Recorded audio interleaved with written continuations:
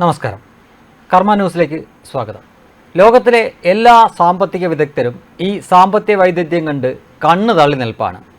ഇത്തവണത്തെ സാമ്പത്തിക ശാസ്ത്രത്തിൻ്റെ നോബൽ പ്രൈസ് നേരത്തെ തന്നെ പ്രഖ്യാപിച്ചു കഴിഞ്ഞു. അല്ലെങ്കിൽ അത് കേരളത്തിലേക്ക് ഉറപ്പായിട്ടും വന്നേനെ. ഭർത്താവിന് ജോലിയൊന്നുമില്ല, വടിവാളുകൾക്കിടയിലൂടെ നടക്കുക, പ്രത്യേക ആക്ഷൻ കാണിക്കുക, നന്നായി പ്രവർത്തിക്കുന്ന സ്ഥാപനങ്ങൾ മുദ്രാവാക്യം വിളിച്ച് പൂട്ടിക്കുക, ഇതൊക്കെയാണ് പുള്ളിക്കാരൻ്റെ കലാപരിപാടികൾ. എന്നിട്ടും 2 മക്കളെ പഠിപ്പിച്ചു. അത് ചെറിയ പഠിപ്പിക്കലാണോ?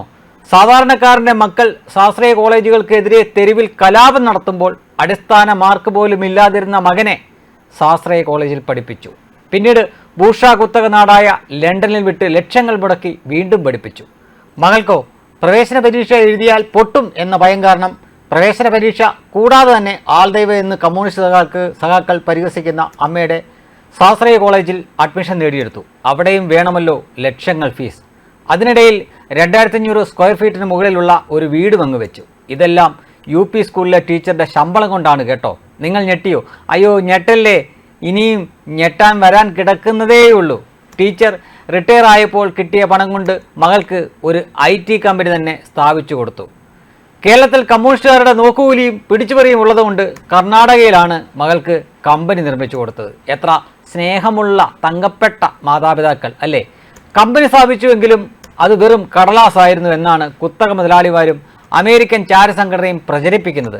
വടിവാളിൻ്റെ ഇടയിൽ കൂടി നടന്ന ആളിൻ്റെ അഴിമതിപ്പണം വെളുപ്പിക്കാനുള്ള കടലാസ് കമ്പനി. മകൾ മൈക്രോസോഫ്റ്റിനെ വെല്ലും വിധം അങ്ങ് വളർന്നു. മൈക്രോസോഫ്റ്റിന് വില പറഞ്ഞുവെങ്കിലും 19.50 രൂപയുടെ കുറവ് വന്നതോടെ മൈക്രോസോഫ്റ്റിനെ ഏറ്റെടുക്കാൻ കഴിഞ്ഞില്ല.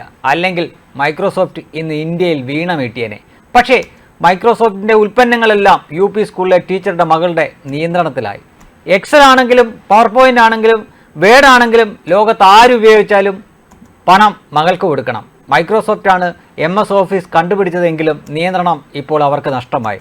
MS ഓഫീസ് കണ്ടുപിടിച്ച മൈക്രോസോഫ്റ്റാണ് സേവനം നൽകുന്നത് എങ്കിൽ 10,000 രൂപയ്ക്ക് സേവനം കിട്ടിയേക്കും. പക്ഷേ UP സ്കൂൾ ടീച്ചറുടെ മകളുടെ കമ്പനി അതേ സേവനം നൽകിയാലോ? നിരക്ക് കോടികളാണത്രേ. മകൾ ചെറപറ കമ്പനികൾ സ്ഥാപിക്കുന്നു. അവസാനം അത് കാനഡയിൽ വരെ എത്തി. അപ്പോഴാണ് ഫാസിസം തലപൊക്കുന്നത്. സ്വന്തം കഴിവുകൊണ്ട് ഉയർന്നു വന്ന ഒരു യുവ വ്യവസായിയെ ഫാസിസ്റ്റ് സർക്കാർ വളഞ്ഞിട്ട് ആക്രമിക്കുന്നു. യുവതിയുടെ കമ്പനി കടലാസ് കമ്പനിയാണെന്നും മാസപ്പടി വാങ്ങുന്നുവെന്നും പ്രത്യേക ആക്ഷൻ കാണിക്കുന്ന ആളിൻ്റെ അഴിമതിപ്പണം വെളുപ്പിക്കാൻ വേണ്ടിയുള്ള കമ്പനിയാണ് യുവതിയുടേതെന്നും ഫാസിസ്റ്റ് സർക്കാരും ഭൂഷ കോടതിയും പറയുന്നു. ഭൂഷ കോടതിയെ തോൽപ്പിക്കാൻ യുവതി സുപ്രീം കോടതി വക്കീലിനെ കൊണ്ടുവന്നിട്ടും രക്ഷപ്പെട്ടില്ല കേട്ടോ.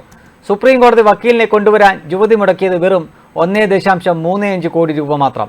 അതും അമ്മയായ UP സ്കൂൾ ടീച്ചറുടെ പെൻഷൻ പണം. സൗജന്യ റേഷൻ കിട്ടിയില്ലെങ്കിൽ വീട്ടിൽ അടുപ്പ് പുകയാത്ത യുവജന വിപ്ലവ വീരന്മാർ ഉള്ളതുകൊണ്ട് യുവതിക്ക് ആശ്വാസമുണ്ട്.